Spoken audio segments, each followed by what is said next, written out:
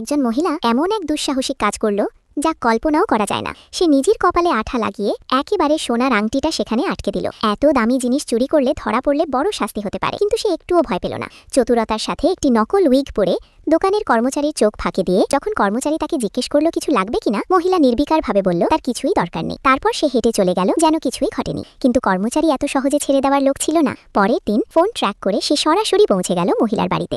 দরজা খুলতেই মহিলা উল্টো দাপট দেখিয়ে তার হাতে একটা ঝাড়ু ধরিয়ে দিল এবং বলল ঘর পরিষ্কার করতে। সত্য জানার জন্য বাধ্য হয়ে কর্মচারী ঘরের ভেতরে ঢুকল, কিন্তু ভেতরে ঢুকে সে যা দেখল, মহিলা সেই চুরি করা আংটিটা হাতে নিয়ে খেলছে। এটা দেখে কর্মচারী রাগে ফেটে পড়ল।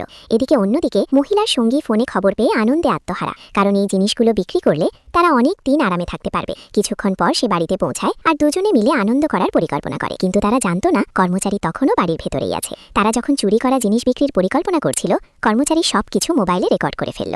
এবার প্রমাণ হাতে তাদের আর পালানোর কোনো পথ রইল না। সাথে সাথেই পুলিশে খবর দেওয়া হলো। কিছুক্ষণ পরই কর্মচারী মালিককে নিয়ে ফিরে এলো, আর তখনই পুলিশ এসে পৌঁছালো। দুজন অনেক ব্যাখ্যা দেওয়ার চেষ্টা করলো, কিন্তু কোনো লাভ হলো না, কারণ ভিডিও প্রমাণ ছিল একদম পরিষ্কার। শেষ